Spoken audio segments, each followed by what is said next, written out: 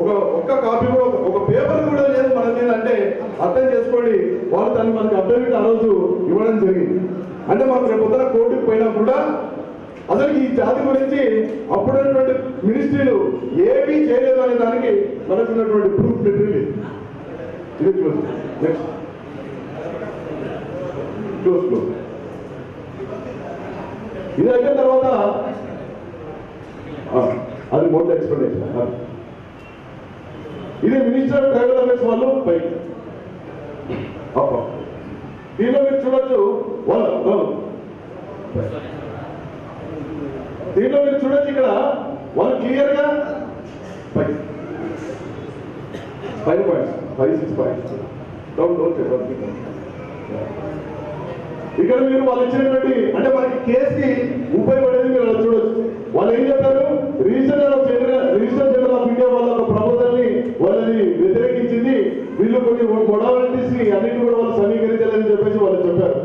దాని తర్వాత కింద అసలు government of India 7 and 10 points మీరు చూస్తే గవర్నమెంట్ ఆఫ్ ఇండియాది 15/6/1999 లో తర్వాత ఫర్దర్ అమెండ్మెంట్ యాక్ట్ 25/6/2000 దీంట్లో అసలు ఇది ఒక స్టార్ట్ అయింది. మినిస్టర్ ఆఫ్ ట్రైబల్ అఫైర్స్ అప్పుడు ఫామ్ అయింది.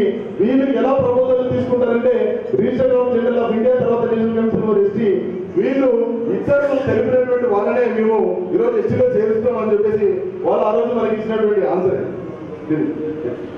దీని తర్వాత అసలు ఒక జాతికి ఎస్టీ ఇవ్వడానికి ఏమేమి కావాలా అంటే వాళ్ళు ఇచ్చినటువంటి అంశాలు ఏంటంటే డిస్టింక్టివ్ కల్చర్. ఇక్కడ మనకంటూ ఒక డిస్టింక్టివ్ కల్చర్ ఉందా లేదనేది మనమందరం కూడా ఆలోచన చేసుకోవాలి.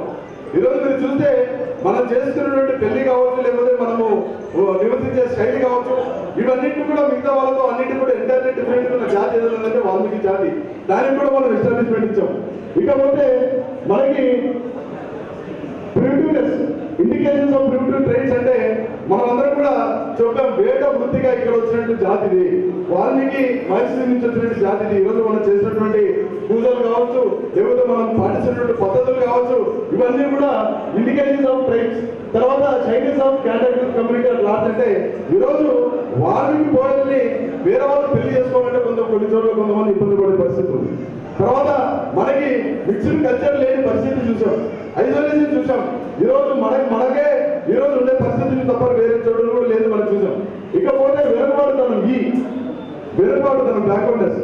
ఈ 5 అంశాలలో ఎవరైనా కానీ 3 అంశాలు సాటిస్ఫై చేస్తే వాళ్ళని కంపల్సరీ ఎస్టీగా చేయాల్సిన బాధ్యత మీపైన ఉందని చెప్పేసి కేంద్ర ప్రభుత్వం ఇచ్చినటువంటి మోడాలిటీస్. అయినా కూడా ఇవన్నీ కూడా మనం సాటిస్ఫై చేసిన తర్వాత కూడా మనల్ని చేయకపోవడం అనేది మనమందరం కూడా ఆలోచన చేయాలి. ఇకపోతే తెలంగాణలో ఎస్టీ కమిషన్ అప్పుడు ఉన్నటువంటి చెల్లప్ప గారు ఆ రోజు ఆయన ఒక క్వశ్చన్ అడిగాడు. అప్పుడు తెలంగాణలో కూడా మీరు గమనించవచ్చు. అప్పుడు కూడా వాల్మీకి పోయాలి ఎస్టీలో చేస్తూ వాళ్ళు ప్రపోజల్ పంపించిన తర్వాత వాళ్ళని కూడా ఒక రిపోర్ట్ ఒక కొన్ని క్వరీలు పెట్టి అప్పుడు కేంద్ర ప్రభుత్వం వాళ్ళని రిజెక్ట్ చేసి పంపించింది. అప్పుడు చెల్లప్ప కమిషన్ నుంచి చెల్లప్ప గారు డాక్టర్ చెల్లప్ప గారు ఒక లెటర్ రాశారు వాళ్ళకి. అసలు ఎస్టీగా ఒక జాతిని చేర్చాలంటే మీరు ఏం కావాలనుకుంటున్నారు మాకు అది చెప్పండి ఫస్ట్ అన్నారు. అంటే ఒక రీసెర్చ్ స్టడీ మీకు ఈరోజు అప్పగించినాం. ఆంధ్రప్రదేశ్ వాల్మీకి ఎస్టీగా గుర్తింపు కోసం మేమందరూ కూడా సహాయ సహకరిస్తామని చెప్పేసి వారు చెప్తున్నారు. కాబట్టి అందరి సమక్షంలో మనం కూడా తెలంగాణ నుంచి ఆంధ్ర నుంచి ఒక కమిటీలలో వేసుకొని ఈ కమిటీ ఆధ్వర్యంలో అక్కడ కార్యక్రమాన్ని ఏవైతే మనకి అక్కడ పెండింగ్ ఉన్నాయో పనులు చూసుకోవడానికి మీ అందరి సమక్షంలో మాట్లాడుకొని ఒక మంచి కమిటీ అన్ని సంఘాల నుంచి కావచ్చు, అన్ని ప్రాంతాల నుంచి కావచ్చు వస్తే వారందరినీ కూడా నడిపించే బాధ్యత నేను నిధులు తీసుకోబోతుందని చెప్పేసి నేను సమర్పించాలని. కాబట్టి అందరూ ఖచ్చితంగా ఏ రకంగా మనం చేయడానికి అవకాశం ఉందో అన్ని రకాలు కూడా సహాయ సహకారాలు అందిస్తే నేను కూడా పోరాటం చేసి సిద్ధంగా ఉన్నాను. ఈసారి బడ్జెట్ సమావేశాలు ఉన్నాయి కాబట్టి నేను పార్లమెంట్లో మాట్లాడే అవకాశం తీసుకోలేదు. ఎందుకంటే మొట్టమొదటిగా బడ్జెట్ సమావేశాలు మాట్లాడాలి కాబట్టి నెక్స్ట్ పార్లమెంట్ సెషన్ కానీ వచ్చే పార్లమెంట్ సెషన్ తప్పకుండా మన సమస్యని తీవ్రమైన సమస్యని మోడీ గారి నుంచి తీసుకునేలాగా మాట్లాడే బాధ్యత తీసుకొని ఖచ్చితంగా వాళ్ళ సపోర్ట్ కూడా తీసుకొని ఆ రోజు మాట్లాడుకుంటూ త్వరలోనే దానికి సంబంధించిన వివరాన్ని కూడా సేకరిస్తున్నాను. మనం ఏది మాట్లాడితే ఖచ్చితంగా ఉంటుంది. ఎందుకంటే ఒక్కసారి మనం ప్రెస్ చేసిన తర్వాత ఇది సాధ్యం లేదని చెప్పి అన్నప్పుడు సాధ్యం లేదంటే అక్కడ ఆగిపోతుంది. అలా కాకుండా మనం స్పీచ్లో మాట్లాడినప్పుడు ఖచ్చితంగా ఇది చేస్తారు. వాల్మీకి మహర్షి యొక్క ఆశీర్వాదం ఈ రోజు అయోధ్యలో మీరు రామ మందిరం నిర్మించారు, అయోధ్యలో మీరు ఎయిర్పోర్ట్కి వాల్మీకి మహర్షి పేరు పెట్టారు. కాబట్టి అదే వాల్మీకి సంబంధించిన మా అందరినీ కూడా మీరు చూడండి, గుర్తుపెట్టుకోండి, మమ్మల్ని మా బాధలు వినని చెప్పేసి ఆ రూపంలో తీసుకొచ్చి ఒక స్పీచ్ చేస్తే బాగుంటుంది ఆలోచనతో ఉన్నాం. కాబట్టి తప్పకుండా పార్లమెంట్లో వాల్మీకి ఎస్టీ గురించి మాట్లాడే బాధ్యత తీసుకొని ఈ పని కూడా మా అందరి సహకారం, అందరితో సహకారంతో ఈ పీరియడ్ లోపలే ఖచ్చితంగా ఎస్టీ వాళ్ళు గుర్తింపు పొందాలా. వచ్చే ఎన్నికల్లో దాదాపు ఎస్టీ రిజర్వేషన్ అందరూ పోటీ చేయాలని ఇదే ఉత్సాహంతో, ఇదే పోరాట పనిమతో ఎప్పటికి కూడా మనము ఎస్టీ హోదా వచ్చేందుకు కూడా మీరు పనిచేయాలని చెప్పేసి కోరుకుంటూ, మీరు అజెండాలు ఏమైనా సరే ఆ అజెండాలు మాకు ఏ విధంగా మనకు అవసరమో, నన్ను ఏ విధంగా మీరు ఆ రూపంలో మీరు వెళ్ళమంటే ఆ రూపంలో వెళ్ళడం సిద్ధంగా ఉందని చెప్పి తెలియజేసుకుంటూ, ఎల్లకాలం ఎప్పుడు చిత్తశుద్ధిగా వాల్మీకి ఎస్టీ కోసం చిరకాలంగా పనిచేస్తామని చెప్పేసి తెలియజేసుకుంటూ సెలవు తీసుకోవడం చేర్చాలన్నారు, మత్స్యకారులు ఉన్నారు, రజకులు ఉన్నారు, ఎస్సీల్లో చేర్చాలని కొన్ని ఇబ్బందులు ఉంటాయని ప్రభుత్వాలు ఈ సున్నితమైన అంశాల జోలికి వెళ్ళవు మామూలుగా. కానీ మనకు ఇదే అంశం, మనకు వేరే అంశం లేదు. మనల్ని ఎస్టీ జాబితాలో చేర్పించుకునేదే మన ముందున్న కర్తవ్యం. కాబట్టి దీన్ని మనం ఎటువంటి పరిస్థితుల్లో వదిలిపెట్టకూడదు. అది ఏమన్నా కానీ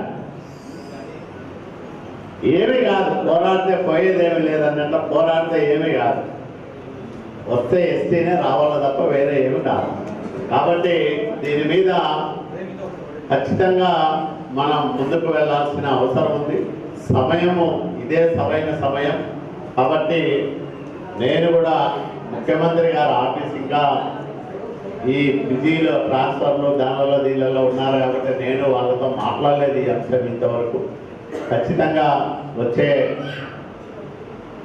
ఈ సెప్టెంబర్ ఆఖరిలోనో 3వ వారంలోనో అసెంబ్లీ సమావేశాలు ఉంటాయి. ముగిసిన తర్వాత ఒకసారి ముఖ్యమంత్రి కార్యాలయం అధికారులతో మాట్లాడుకొని ఈ మొన్న ఏదైతే అవకతవకలు చేసి పంపించారో ఆ నివేదికను పక్కన పెట్టి కేంద్ర ప్రభుత్వం ఒరిజినల్ మనం ఏదైతే గతంలో పంపించామో దానికి వేసిన కొర్రీస్కి సమాధానం ఇప్పించుకుంటే మనం అధికారికంగా కొంత ముందుకు తీసుకెళ్ళేటట్లయితుంది. కాబట్టి ఆ రకంగా దాన్ని ముందుకు తీసుకెళ్ళి కేంద్రంలో కూడా లక్ష్మీనారాయణ గారికి ఈ విషయం పైన అవగాహన ఉంది. మన ఎంపీగా మన ప్రతినిధిగా ఢిల్లీలో ఉన్నారు. ఆయన అక్కడ పెద్దలతో మాట్లాడతారు, మేమందరం కూడా వెళ్తాం. చంద్రబాబు నాయుడు గారికి చెప్పి ఆయన అమిత్ షా గారితో మాట్లాడే సమయంలో మనది కూడా ఆ అంశాల్లో ఒకటిగా మాట్లాడి దీన్ని కూడా ముందుకు తీసుకెళ్ళమని కోరుతాం. తప్పకుండా మాకు నేను ఎప్పుడూ చెప్తా ఉంటాను, నేను రాజకీయాల్లోకి రావాలని ఎప్పుడు అనుకోలేదు, ఆ కోరిక లేదు, నాకు ఆ ఆశ కూడా ఉండేది కాదు. కానీ చంద్రబాబు నాయుడు గారు పిలిస్తే రాజకీయాల్లోకి వచ్చాను. ఆయనకు నేను 2 వరాలు కోరా. నేను రాజకీయాల్లోకి వచ్చిన దానికి నా భైరవాంతికో ప్రాజెక్టు కృష్ణా నీళ్ళు ఇవ్వండి, 2 వాల్మీకులను ఎస్టీల్లో కలపండి, 2 చేస్తే చాలు, నేను ఏమీ అని ఎప్పుడు కూడా చెప్తా ఉంటా. కాబట్టి ఇప్పుడు కూడా అదే చెప్తున్నా. అది ముందైనా వేల మంది మీటింగుల్లోనే చెప్పాను. కాబట్టి నాకు వేరే ఆశ లేదు, వేరే ఆలోచన లేదు. ఖచ్చితంగా ఈ జాతిని, మన జాతిని ఎస్టీ జాబితాలో చేర్చడానికి మేమందరం కూడా ఇక్కడ ఎవరైతే నాయకులుగా ఉన్నామో అందరం కూడా చిత్తశుద్ధితో పనిచేద్దాం. అట్లాగే మీరు కూడా అంతే బాధ్యతగా క్షేత్రస్థాయిలో మన వాళ్ళందరినీ కూడా చైతన్యం చేయడానికి కార్యోన్ముఖులు కావాలని మనసారా కోరుకుంటూ, ఖచ్చితంగా మీరు చేసే ఉద్యమానికి మీకు తోడుగా ఉంటాం. అట్లాగే రాష్ట్ర ప్రభుత్వంతో, కేంద్ర ప్రభుత్వంతో ఒప్పించి మనల్ని ఎస్టీల జాబితాలో చేర్చడానికి తప్పకుండా దేవుడు నాకు ఎంత శక్తి ఇచ్చినాడో అంత శక్తిని ఉపయోగిస్తానని మీ అందరికీ మాట ఇస్తూ జై వాల్మీకి. Thank you sir.